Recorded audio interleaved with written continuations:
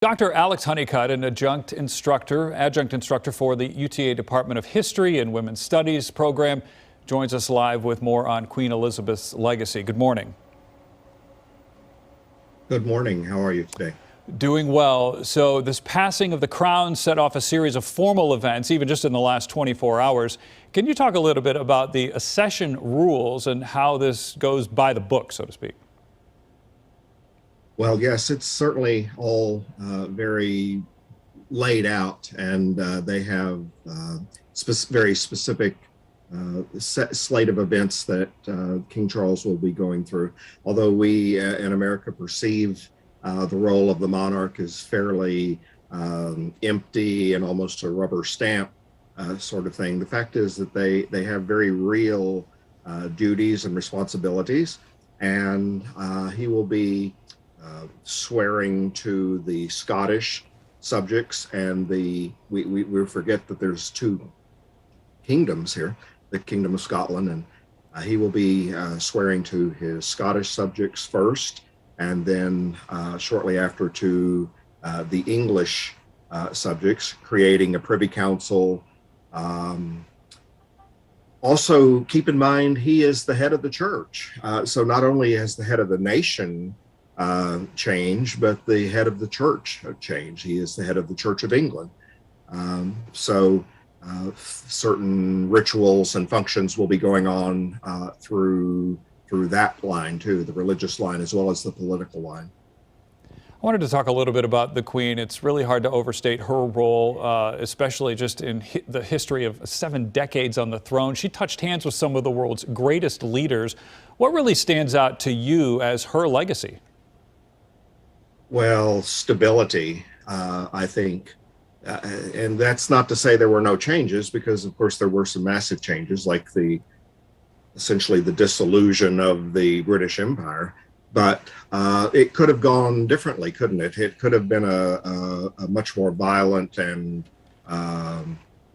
raucous kind of dissolution than it was. Instead, we had it's still operating. It's still together in a modified form, of course, but it's still operating. It could have just come apart, and I think she's largely responsible and played a stabilizing influence through that. She's literally an institution that everybody grew up with.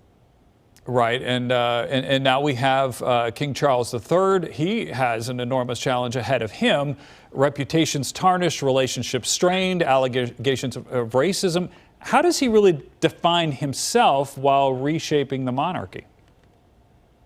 Well, I think he would be wise to take a page from his mother's strategy, and that is remain aloof from the nitty-gritty of politics and everyday life, and stay above these things, stay apart from those things, to continue this stabilizing persistence, that how political events can swift and change.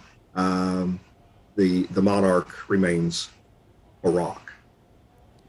Do you think that will change maybe the fascination as well with the monarchy? I mean, so many dramatizations have been done throughout the years from Hollywood of the royal family, and there really is just this infatuation with them. Does that continue with Charles? Well, it's certainly possible. Whether he wanted to or not, he's lent himself to some drama already, hasn't he? But